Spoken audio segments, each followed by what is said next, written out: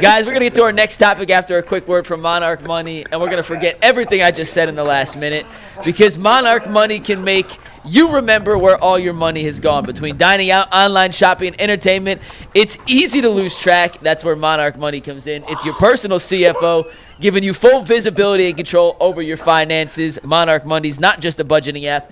It's a complete financial command center where you can track all of your accounts, investments, and spendings in one place, so you stop just managing your money and start building wealth. Take control of your finances with Monarch Money. Use promo code LOCKEDONNFL at monarchmoney.com for 50% off your first year. That is monarchmoney.com. Promo code LOCKEDONNFL for half off your first year. So outside of the ridiculous thing I just said, which it had good intentions, just did not come out right, obviously, how much do you guys think we should be putting into, and Zach alluded to the fact that it's a legit competition already. Like, these two are going to be battling out. They're adding in extra competition periods. Gee, how much stock should we put into the quarterback battle and the rep schemes, who's going first, who's going second, throughout the early parts of camp? Because Kevin's told us it clearly does mean more than it has in the past. Listen, I'm a former football player, and everything that I know from football is what they – when you go to the off-season program and you running stairs or you lifting weights or you in groups carrying each other on your back or racing or flipping tires, everything is competitive. And that strength and conditioning coach is over you. Talk about, this is why you do this, fellas. We're in a blazing heat. We do this because this is what it takes to get it done in the fourth quarter. For me, I want to see competition. I'm going to just keep it 100, bro. I had Shedeur winning. He up 1-0 right now. There was a competition between him and Gabriel. Like we said, they weren't doing nothing crazy. They went over the top. But, I was a little disappointed in the assessment of some people of what they saw on the field. I saw what Zach saw when I was looking at it. We had opportunity to take a look at some of the throws. No, there was no pads. No, there was none of that. But one of the things I thought that Shedeur did was he had to overdo it. Shedeur has to overwin. Shedeur has to not only win these battles, he has to do it in a way where he's above reproach. I think he did it in 3 ways. I think he acclimated himself well with his teammates. You see taking pictures. You see people already throwing the rollie up in the picture, right? I thought he did a great job on the microphone. I thought they asked him some questions. I thought the jerseys thing was very self-deprecating. I think he answered a tough question when I believe Mary Kay asked him, "Hey, President Trump loves you, bro. What do you think about that?" He got a lot of questions that people could have tripped over. And then I thought on the football field, every throw not perfect, but I see a professional quarterback out there. I see a guy that can do some things, right? And Dillon Gabriel, by no stretch of the imagination, had a bad camp. I thought Dillon Gabriel was throwing the football well as well. My thing is, I thought Shedeur did exactly what he needed to do. He needed to not only answer questions well, he did that. I think he needed to be out here to show that he's not no up top diva and that he can acclimate himself to teammates. And I believe he threw the football well in some of the clips and some of the highlights we saw. So I think Shedeur had to do that in order to get to the next step. Now, when we get to the next step, when the veterans come in, you still got to overproduce. You got to beat Kenny Pickett. You got to keep doing the same things. And that's why I'm interested in watching it, because at the end of the day, we're looking for a quarterback. And I'm interested in seeing if they got one or not.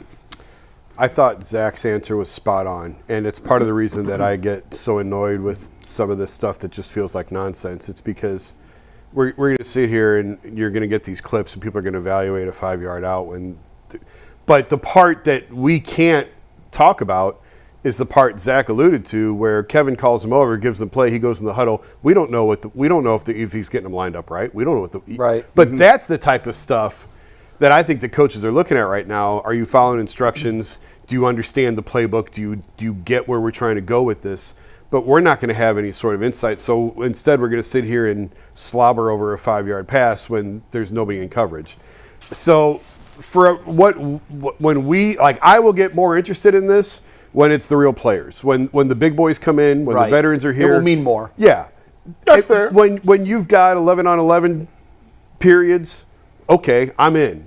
But some of this other stuff, I can't. I'm not going to sit here and play Mike Love's driving me crazy with the zip, enough zip. No, I'm not going to do it on May 12th when it's just a bunch of rookies, and if there's 50 guys on the field, 35 of them aren't going to be on this team. I'm in your camp 1,000%. However, I was surprised by Zach's candor. I was too. Because Zach is like you. Zach is just like me. He's dead inside. You are dead. Yeah. And Zach you guys are not easily impressed. And by the way, that's why I think more people in the media should listen to folks like you guys instead of the guys that are tweeting out, this was a Super Bowl winning throw. No, it wasn't. It was a practice throw. You can't say that it had zip on it. I get guys that are in street clothes that go out there and throw the ball with zip on it. That's not what I'm looking for. But what surprised me the most of what Zach had to say was how definitive he was in there is a big difference between Shedeur Sanders and Dillon Gabriel. That's why you let him say. That is news I can use. Yes, well, that's why I let him say it. See, I'm emotional. I drink the Kool-Aid, all that good stuff. G. Bush, you're so emotional. Yeah, that's why I love you, G. Bush, but you know, when you said Flacco could throw for 5,000, 6,000. No, that was that. I know I said Deshaun Watson. Deshaun. That's even worse. That's even worse. But see, I'm honest too. See, here's what but I know your brand. Your brand is, it might suck, but G. Bush is going to find out a way to tell you that it's not as bad as you think. Zach is a guy who will tell you if it sucks. Last year, and this was stunning to me. Because the only one. There's enough media members that you'd think that there would have been a split. But here's what I kept hearing from West Virginia. Wait until you see this offense. We're unveiling things the human eye has never seen before. Deshaun Watson is peak Clemson, early Houston, Deshaun Watson. This is, get your playoff tickets. And then we got the rollout. And to me, it was like, do you remember when Elon Musk I got this Tesla and it's got bulletproof glass? And he called the media together, and there were 100 reporters in there, and cameras and flash tubes. And he said, all right, we're going to take this baseball bat, and we're going to hit that window, and we're going to show you that it's bulletproof. Is everybody ready? And everybody's watching, and he swings, and the window smashes into a million pieces. Hey. And I'm like, that's the worst rollout I've ever seen of any product. It's supposed to be bulletproof, and it couldn't. And that's what I felt like last year when I finally got to see what the Cleveland Browns really were. But all along, there was one guy telling us, this looks like trash. I tried to and get it was him. Zach. I tried to bait him. He didn't take the bait. And the reason I asked him this question is because when I saw Shedeur throwing the football, I said, oh, this looked way better than the ball come off his hand, even different from Deshaun Watson. I said, that's why the definitive nature is what it was. When I seen it, I said, this is different. And like something. But that's what it's supposed to look like. I've been waiting for it. Right, but we've got guys in here that what doesn't look like that. And we had a couple of people that got here, and I'm like, they starting? Oh, we're in trouble. So Cody Kessler never looked like that. But that's a building block to me. There are building blocks and there are foundations, and the foundational things are obviously the mental capacity to grasp the offense and to execute it. Then the physical side of it, to be able to know your drop and to have your footwork right and to go through your progressions and your read. And then the last in that process is probably the most important, but delivery of the football. All of those things to me are building blocks. Then you get into the minutia of, like, we know he's got the skill set. We know he can throw the football. Here's what we also know about him. He holds the ball he holds onto the ball way too long. If he does in NFL preseason games, what he did at Colorado in terms of the drop back and the holding the ball and standing still, he won't make it to the regular season. That's why it's all about that's what needs to be coached. Kevin Stefanski needs to get that mental clock sped up in his mind. It's not 1001, 1002, 1003 throw. It's got to be 1001, 1002, 1003 throw. Get him into that quick mindset where everything is faster. So then it will slow down in reality later. What I like most about the weekend, more than anything, like for a lot of people, Shedeur Sanders, people asked to get him in the number 2 pick in general. People advocated the Browns taking him at 2, right? We know, even if you kind of qualm about what round he should have went in, we know he has talent. What I liked the most was the way he answered certain questions, because I think he did a great job of pushing back on the narrative. I agree with that. I think he gave you an insight, and he didn't come off as bitter. He didn't come off as a person that was uneducated and unthoughtful in what he was saying. I thought he came off as self-deprecating, likable, funny, intelligent. And the one thing that came across was, I love the fact that he said, listen, I'm here now. The only thing I'm caring about today is the Cleveland Browns, getting to know my teammates. And for Shedeur Sanders, for a person that was much maligned in the media. I mean, you look at the videos across the internet. Everybody talked about the narratives and the job interviews and this and that. He never came off one time in those questions as being a person that was angry or upset. And even the question when they asked him, why do you think you're so popular? And he turned it around and said, I don't know. Why do you think I'm so popular? He said, because you're a likable guy. He said, hey, I appreciate, I appreciate people that support me. I try to be a humble individual. I think he did a lot for people for the first time, the first impression of letting people know in general who he was. And I think, and I only use this as a dichotomy or opposite to show you what it was. Sometimes one of the critiques on Deshaun Watson was he's not forthright. There's sometimes communication we would have wondered whether or not you should have said certain things or how you communicated. In the case of Shedeur Sanders, I thought he came off a little bit better, a little bit open, a little bit more honest in a certain thing. Granted, two different circumstances. I just thought he did a nice job. You don't win quarterback jobs on the mic though. You got to you got to go out and you got to go put up wins. That's what it's about. But that's a start. And you probably don't lose them either, but you can build goodwill with fans. And there's certain things that you can have. I don't know that he comes in here with a lack of fan equity. I think he has on both sides. He's a polarizing guy. Yeah. Some people thought it was a huge mistake to bring him in. Some people thought we waited too long to do it. But what he's doing now is trying with the microphone stuff and the interview stuff. He can make great strides in winning fan equity. And in this town, I think that matters. He's already got it. Because when the fan base turns on you, it's a wrap here. You don't survive that. He's got the #1 jersey of all rookies. He's already got fan equity. I mean Cleveland fan. I think nationally he became a symbol of what went wrong. And I think a lot of guys that maybe couldn't care less about the Cleveland Browns said, you know what, I'm going to support that kid with a jersey. I want to see... I disagree. I think he just has a gigantic Shedeur fan. No, he does because we've Deion gained Sanders' son. 5,000 subscribers that are all just straight up Colorado and Shedeur fans that are now... And that's my point. Cleveland Browns No, you just made my point. My point is... When you mention Shedeur Sanders or Dillon Gabriel, there's no question which one has a higher profile. And Dillon Gabriel is a guy that played in 2 different high-profile programs and played in some really big games. Shedeur Sanders did not play in any big games. The media built them up to be big games, but in reality, they were not big games. There was big games. What big game did he play in? I'm going to tell you this. What big game did he play in that off-conference that he played in? Watch this. When you talk about what he did, he came from an HBCU. I'm not... Hold on. I'm talking about big games. Oh, watch this. Unproven. What bowl game did he play in? Unproven. His coach is Prime. Prime said all summer, we coming. And we bringing our Louis luggage.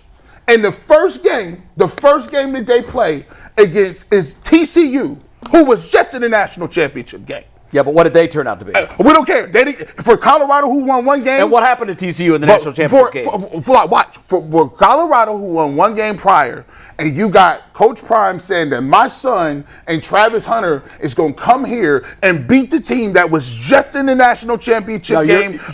And people watched everywhere. You're misunderstanding what I'm saying. That's a huge game. You're saying what I'm saying. That's a huge game. It was a huge game to the media on an impact of what happened last year in college football in terms of how things unfolded. What game did they play that had any impact at all on the college football playoffs? They were 1 game away from going to the college football playoff. If they wouldn't have lost the last game, they were in the college football playoff. Do you really believe that? That's the fact. They lost the last game against. They would have a chance to play in the Big 12 championship, not necessarily. Yeah, okay. That's what I'm talking about. That's what I'm talking about. You lose. You have a chance to play in the Big 12 championship game, and this is a team that just went 1-10 a couple of years ago. I'm not taking away from what he did. I'm not, and I'm also not taking away. In fact, you're kind of making my point. My point is, in terms of what was actually meaningful football, Dillon Gabriel played in high-profile, big games that had a major impact on college football. And who won the national championship? He played 8 games against top 25 teams. Shedeur, if you took both of their pictures and showed them to 1,000 fans nationwide, there is such a gap in recognizability between Shedeur Sanders and Dillon Gabriel. People don't know who Dillon Gabriel is outside of his uniform. They don't know. But we know Shedeur Sanders in part because of what he accomplished. Yes. For going from listen, that does not need to be poo-pooed. That's an incredible accomplishment. That has never happened. But here's what I'm saying. What I'm saying about that is, in terms of like high profile, based on accomplishments on the field, Dillon Gabriel played in huge games, meaningful games, college football playoff games. The Ohio State primetime game that he won early in the season. These are games that dwarf the ratings of any of those games. Here's what I'm going to say. Dillon Gabriel started off at UCF, which is a mid-major school. He went to Oklahoma, right? That's a Power 5 school. Big. He then went to a bigger school. Now someone with a higher profile. With higher profile to Oregon. Here's the thing. Shedeur Sanders could have did the same thing. Could have, right. But I respect it more because he took the route of saying, I'm going to go here and then I'm going to go make Colorado. Well, he went with Dad. Guess what? I mean, if Dad would have went to Oregon, he would have went to Oregon, too. Well, here's the thing. He took what his father's mandate was like, we're going to pick this school out of nowhere and we're going to make it something. Not only did they make it something, it was box office. You had to watch it. It was must watch. You stayed up to watch Colorado. Don't misunderstand this. If Oregon had offered Deion Sanders a job, or Deion Sanders was going to Oregon, too. I mean, that's not the point. The point is, Shedeur Sanders played high competition. He played against Oregon, played against USC. He played against UCLA. He played against some of these teams that are in the Big Ten. USC and UCLA are in the Big Ten. I know, but what was the record against top 10 teams, like 1-11? And it was him and Travis Hunter, no line, no defense. I get that. I like that. The point I'm making is he had a huge profile coming in. Yes, he did. A massive profile coming in. And he still does. And I think in Cleveland, as it comes to like winning the fan base over, think back on when things got sideways for Johnny Manziel and Baker Mayfield. When the fan base here snaps at you, it's a wrap. Here's the difference. And he won them over this weekend. I give you the that. ones that he didn't already have. But I'll give you this. There's a difference between those two because unlike those other people, he brings his own fan base. This dude, shout out to the Colorado. Well, Johnny had his own fan base. Shout out to the Colorado. Baker did too. Shout out to the Colorado. And Baker did too, you're right. Shout out to the Colorado Antis and all of the people out there. Listen, this dude got loyal cats that is like, the first thing is, matter of fact, put it in the comment section, man. Yeah, hey, but hold shout on. out. Didn't put the it other in guys for do? 12. Not like this. Wait a minute. Baker didn't? Oh, Baker Johnny did. Manziel? Baker absolutely did. Hold on. Baker had a huge following. Baker still has a cult following. He does. So, They carried Browns games in Oklahoma. But watch this. We're going to show you. Hey, listen, the Colorado people, here's what we're going to do. Hey, let's show them how much Shedeur got, right? Put the 12 in the comment section, and I want you to say, I'm here for Shedeur. I'm going to just let you see the power level. I ain't seen it like this. But no one's disputing that. But you're making my point. Manziel and Baker were the exact same They came in with huge and Heisman trophies in tow. I think Baker's is higher than Manziel's because Manziel has some personal issues. Baker still definitely he still has qualified. Johnny football was a movement. Watch the 30 for 30 on Johnny. Because honestly, I'd forgotten how powerful it was. I was there. I lived it too. But you know what? When you rewatch it, you're like, this dude was one of one. This dude was nuts what he got away with. But I think when you have personal issues and you get into some of the stuff he had, it's easier for people to kind of be like, okay, I'm off this. Yeah, but he had those in college, and you know what? The media was helpful with this. Everyone's like, yep, but watch him run. Watch him run the football. Forget the fact that he's a terrible teammate. Forget the fact that he's outdoing things that were unthinkable at the time. The thing is, Cleveland has a propensity to bringing guys in. It doesn't. No. We're running in circles here because there's not a tangible way to... You can't really prove it. No, but my point is, I think his profile, I think he did himself a huge favor with the way he handled the interviews this weekend. Yes. Does it, in the grand scheme of things, will it mean much? We both agree with that. Not a lot, we but all agree. He won fan equity this weekend. We both agree. Here and abroad.